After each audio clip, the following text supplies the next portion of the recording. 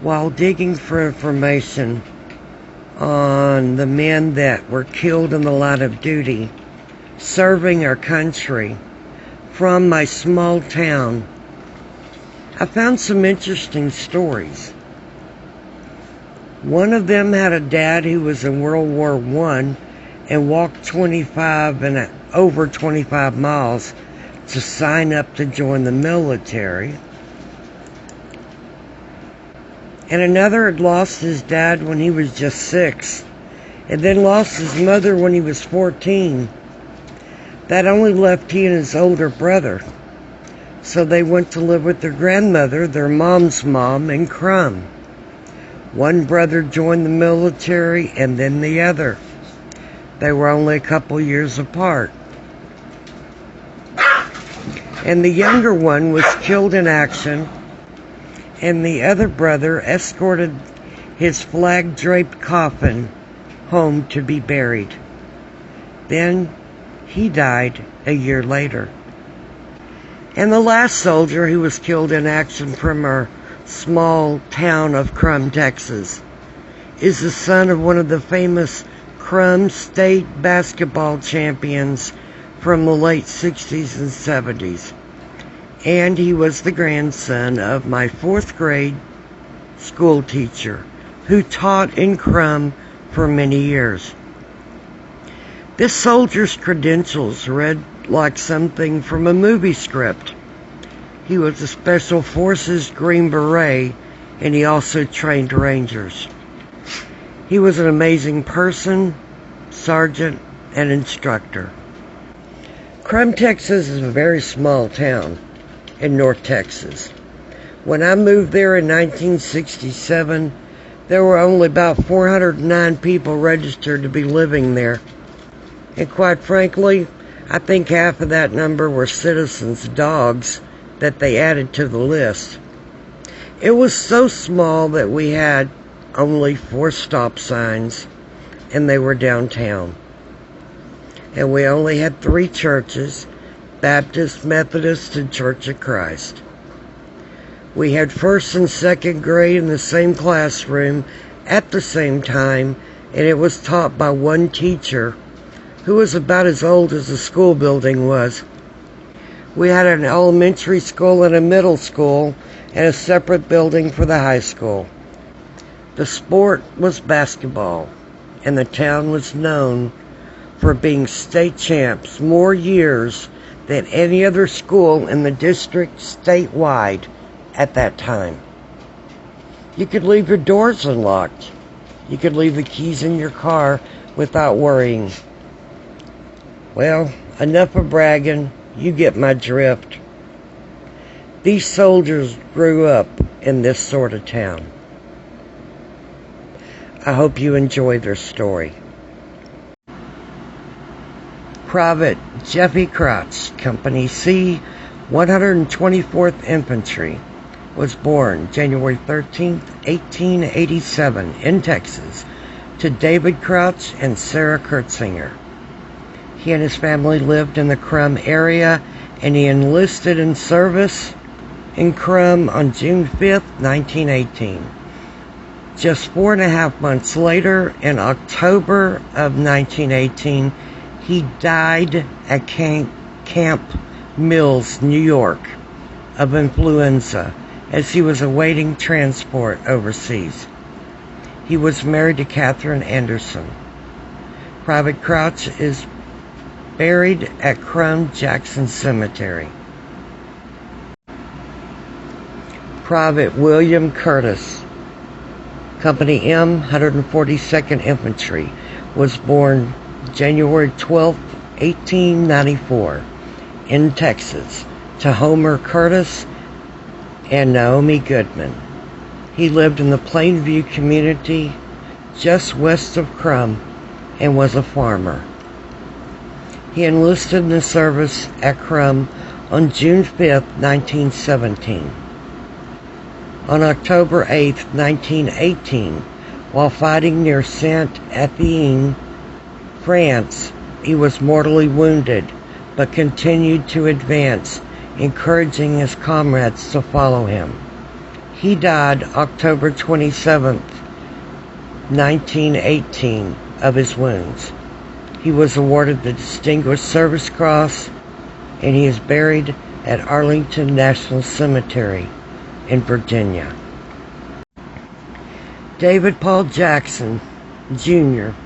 was only 17 when he joined the Navy on New Year's Eve, 1940. He was Seaman First Class when he died on the USS Arizona the next December 7th in the Japanese sneak attack on Pearl Harbor. He was born June 24th, 1923 in Gainesville, Texas, but grew up just 28 miles away in Krum. His father, also David Paul, was a farm laborer and later a cotton ginner. When his father was just 19,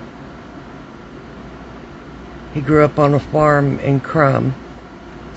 He wanted to join the Army. He wanted to so badly that he walked 25 miles at night to board a train for Fort Worth and to get to a recruiting station.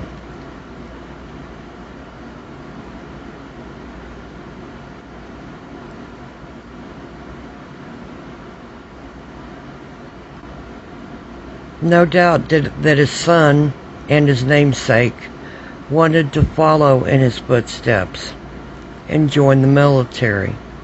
But unfortunately, David Jr.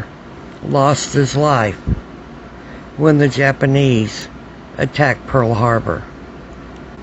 Most of the 1,177 men that were killed on the ship were entombed there. But Mr. Jackson was recovered and returned to Krum after the war ended. His funeral was held in 1947 at the Krum Methodist Church, and he is buried at the town's Jackson Cemetery. Private William Mitchell, son of Willis Mitchell and Mabel Boyles, was born in Missouri on May 6, 1925. He entered the service March 1944 and was trained in infantry at Fort McClellan, Alabama. He was in the 26th Infantry, Company C in Germany. Private Mitchell went overseas in November of 1944 and was reported missing 1 month later. In December 1944 in Germany. Among other decorations, he was awarded the Purple Heart posthumously. The November 14, 1948 Denton Record-Chronicle reports the bodies of 3 more Denton County men were returned to this country for reburial as the United States Army transport Carroll Victory docked in New York Tuesday. Private Mitchell was one of these soldiers. Corporal John Doyle, infantry, was born February 12, 1920, to Burl Doyle and Emma Adcock of Krum. He was in the infantry during the Korean War and was killed in action. Casualty date, November 22, 1951. After his parents' death, he and his brother Billy lived with their grandmother, Mrs. John Adcock of Krum. Corporal Doyle's brother, Private Billy Doyle, which was a couple of years older, also served in Korea. He accompanied Corporal Doyle's flag-draped coffin home after his death.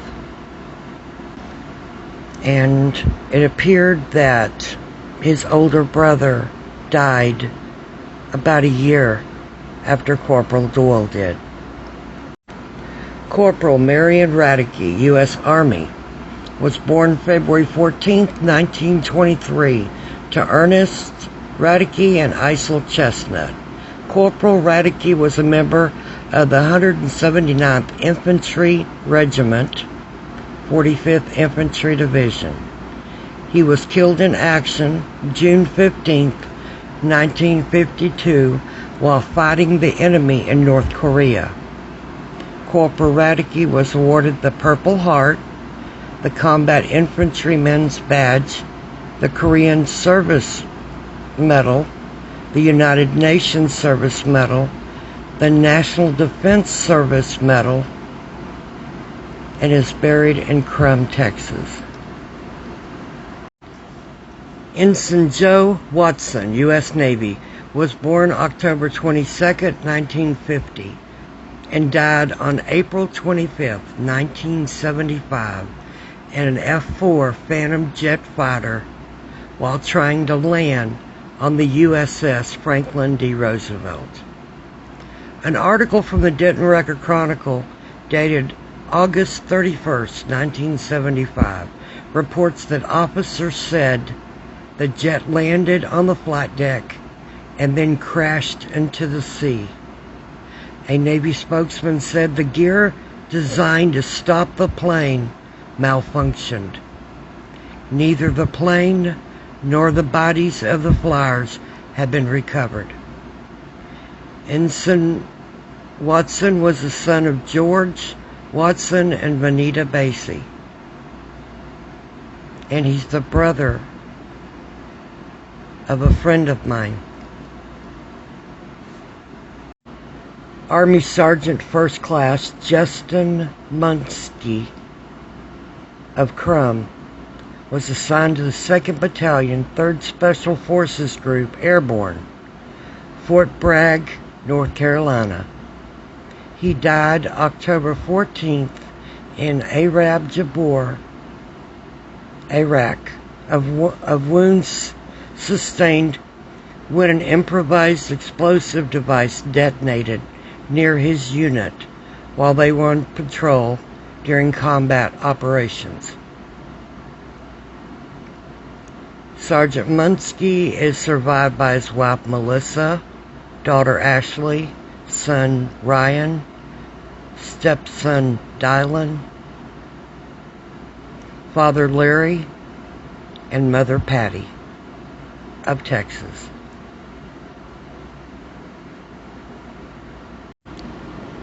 Not for fame or reward, not for place or rank, not lured by ambition or goaded by necessity, but in simple obedience to duty as they understood it.